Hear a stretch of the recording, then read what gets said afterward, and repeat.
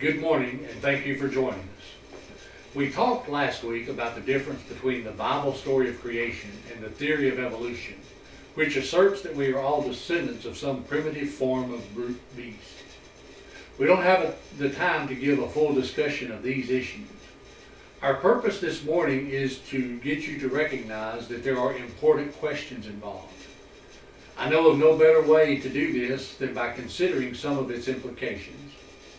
If the theory of evolution is true, the Bible is false, Jehovah God is a myth, Christianity is a vain religion, there is no moral basis for conduct, and there is nothing immortal in man. These are strong charges, but those who advocate evolution must accept these consequences. It should be clear to everyone who knows anything about evolution and the Bible that the two are contradictory. The Bible declares that God, by supernatural means, created the world and that he made man in his own image. Evolution disagrees, saying that everything came into its present form by strictly natural causes. Hence, if evolution is true, the Bible is false. It must also follow that if the Bible is false, the God of the Bible is a myth. Nothing can be known about the character of the Almighty except what is read in the Scriptures. While we may see evidence of God in nature, we cannot from nature perceive the character of God. That can only be learned from the Bible. But if the Bible is false when it says that God created all things, it cannot be trusted to give us any accurate information about God. You can also see the implication this would have so far as Jesus Christ is concerned. If we can't be sure about God, we certainly can't be sure about his Son. Besides, some of the great passages which explain the redemptive work of Christ, such as the 5th chapter of Romans, would have no meaning if evolution were true. That passage shows how grace overcame the effect of Adam's transgression. But evolution asserts that Adam never actually existed.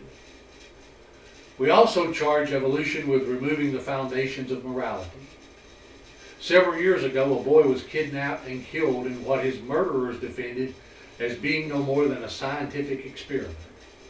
They argued that killing a boy was no worse than killing a beetle. Well, if evolution is right, so were those killers. If human life is just an advanced form of animal life, what would be the difference? It would be as right to kill a man as a pig, if evolution is correct. Finally, notice that evolution must reject belief in the immorality of man's spirit. The Bible teaches that we differ from beasts and that we alone of God's earthly creation have an immortal spirit. Ecclesiastes 3 verse 21 speaks of the spirit of man that goes upward and the spirit of the beast that goes downward to the earth. But if evolution is true, at what point in the transition from animal to human did man develop a soul? There is no consistent way for an evolutionist to believe in the soul. Evolution is rank materialism. It is altogether opposed to Christian faith. Don't be hoodwinked into thinking that the theory of evolution, which may be being taught to your children, is just a harmless discovery of science. It is not science at all, but pseudoscience. It is one of atheism's most vicious weapons, and unless it is refuted, many more will lose faith in God. Thank you again for joining us to study God's Word. Please join us every Monday morning at 10 a.m. for more study. You are also invited to join us for our assemblies each week. On Sundays, we have Bible classes for all ages at 9:30 and worship at 10:30 and 6. Our worship assemblies are also live streamed on Facebook and YouTube. We have midweek Bible study Wednesday evening at 7. We offer Bible correspondence courses through the mail and personal face-to-face Bible study. If you are interested or if we can answer any questions, you can contact us through any of the means scrolling across your screen. Have a blessed day.